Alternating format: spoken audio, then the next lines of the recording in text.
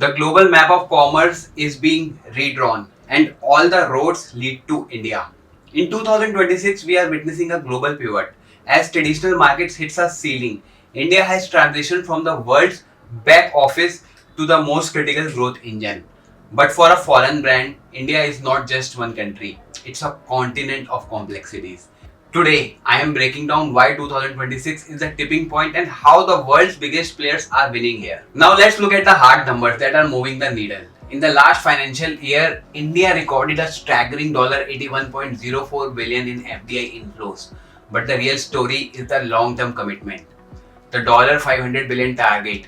India is on the clear trajectory to attract $100 billion in FDI annually by 2027. Then comes the Apple's ecosystem. It's not just about selling iPhones. Apple is now producing a 20% of its global iPhones in India, a number that was near zero just a few years ago. Then comes the semiconductor surge. With the $10 billion India semiconductor mission, global giants like Micron and Foxconn are setting up massive fabrication units, moving the highest level of tech manufacturing to the Indian soil. And then the tech inflow. Singapore and the US remain the top investors, but we are seeing a 20% surge from the UAE and the European markets, proving that India is now a diversified global priority. So why is 2026 the year of pivot? The number one is consumption power. India's middle class is projected to reach 473 million people this year. This is a market larger than the entire population of the United States. Then comes the digital public infrastructure. With over 12 billion UPI transactions monthly, India has the most frictionless digital economy on the planet. Manufacturing maturity. The China Plus One strategy has matured.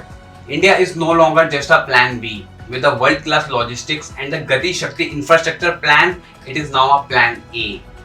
But entering India is one thing, staying profitable is another. Many brands struggle because they treat India like a Western market.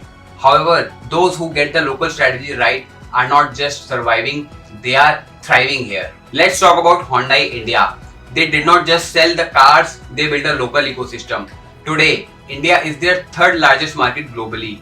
Hyundai Motor India launched its initial public offering in October 2024, and it was the historic event for the Indian stock market. It was the largest IPO in the Indian history, raising roughly 27,870 crore, which is $3.3 billion. It surpassed the previous record held by the Life Insurance Corporation of India, that is LIC, that is the largest insurance company of India.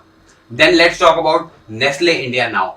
With over a century here, they have mastered the art of globalization. Their Indian operations consistently deliver some of the highest margins in their global portfolio.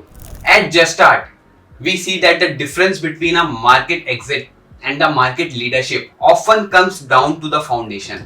You need to master the FDI, FEMA compliance, navigate complex GST structures, and ensure seamless profit repatriation. You need a local partner who speaks the language of the global strategy but understands the legal DNA of India.